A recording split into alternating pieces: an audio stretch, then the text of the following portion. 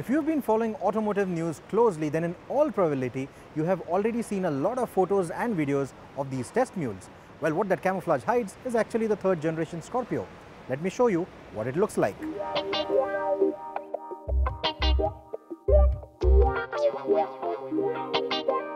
Up front is an all-new face that has mild hints of the XUV's design language.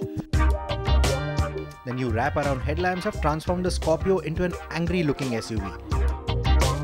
The new grille and the flatter bonnet make the nose look longer and also make the vehicle look less squarish than before. The silhouette is reminiscent of the outgoing model though, and the new bodywork retains the old doors and the roof. The rear end has a prominent applique and the new LED taillights. The signature reflectors around the windshield have been replaced with a black cladding. Now, frankly, the styling looks a little overdone to me, especially at the back there is too much bling. For example, matte black would have looked better than all this chrome. And the amount of badges on this thing, it seems like it's picking up all the wrong habits from its SsangYong siblings. Nevertheless, the LEDs and the chrome is what the market wants, and the Scorpio's new design will find a lot of takers. Another conscious move from Mahindra is the choice of a body-on-frame construction even for the new Scorpio. The new frame has a modular arrangement, making the platform flexible even for other body types. It has better torsional rigidity and aims at improving the handling characteristics of the SUV. Apart from the revised exteriors and the new frame, Mahindra has also tweaked the Scorpio's interiors. The new design is simple and clean. The cabin gets a new infotainment system and automatic climate control.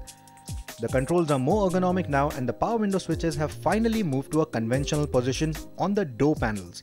The Scorpio's cabin was a spacious one, and it's no different even in the third generation model. Now let's talk about the seat comfort. Obviously no change to the bodywork overall or to the seating arrangement. So as the older Scorpio, this one is also quite roomy. The seat is completely set back and still absolutely no room for complaints because there's enough knee room, a lot of headroom, under thigh support is really good. The seat is nice and flat, so placing 3 adults, again not a problem. There are rear AC vents as well. It's a much nicer cabin to be in as compared to the older Scorpio, but then there are some rough edges like the exposed wiring for the rear defogger or the awkwardly placed speakers. And then here you have cup holders which for some reason have a weird angle to them. I don't know why.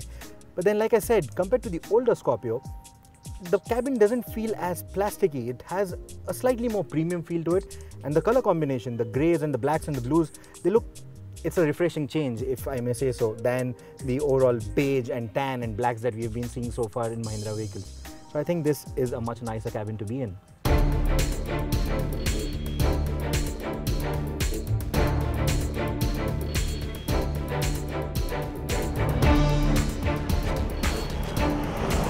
The third generation Scorpio carries over the 2.2-litre M-Hawk engine from the outgoing model. It still puts out 120 PS of power and 280 Nm of torque.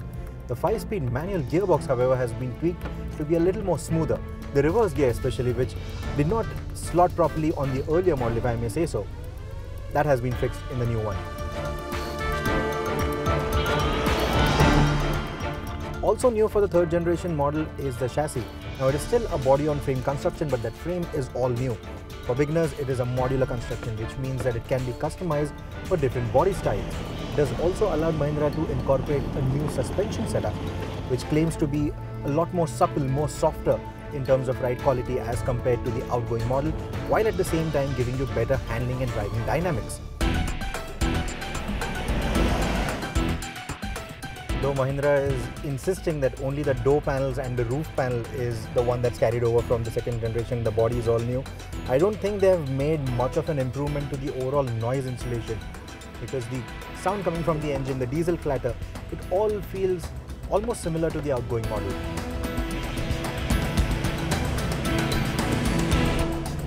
The new suspension components also use polymer stoppers, which means that you do not get those thudding sounds or those crashing sounds when you are tackling really bad roads. Unfortunately, however, we haven't been able to test that here because the roads that we are driving on inside the Mahindra plant and on the test track are super smooth. They say that those who are born under the Scorpio sun sign only believe in black or white. There's no room for greys. They focus on the absolute essentials. This car has a similar outlook. The Scorpio knows exactly what is expected out of it, and it has been fulfilling all those expectations rather well. That body on frame construction may seem old school right now, but that fancy top hat, that is going to give it a new lease of life. They say that the Scorpion would rather kill itself than be killed. This one looks like it's going to live on and continue to sting the competition.